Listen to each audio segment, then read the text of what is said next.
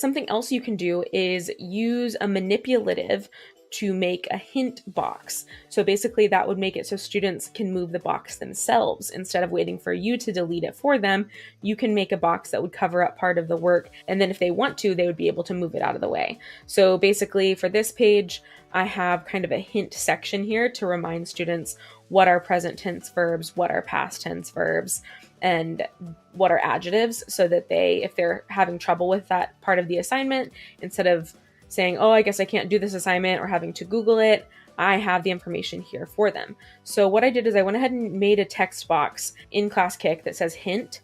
And now I'm not going to put it on top of this because this is just a regular text box at this point. What I need to do is take a screenshot or a screen grab of this box. You can do that however you usually take screen grabs. On a Mac, I'm going to do Command-Shift-4.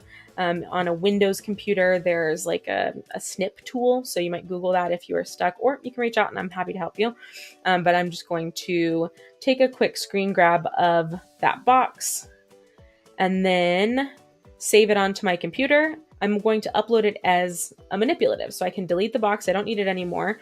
And I want it to be a manipulative so that the students can move it out of the way. So I'm going to click my manipulative box, select my file, take my whole box here, and add it to my page.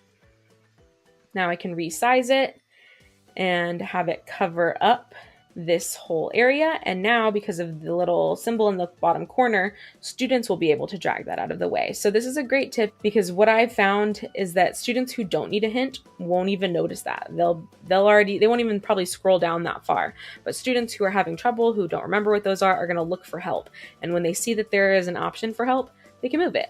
And you're giving them some scaffolding without having to actually physically be there, or having to, have them have to raise their hand and you go to them, or even use Classkick to ask a question. It's all already there for them. So that is the other kind of workaround hint that I wanted to give you.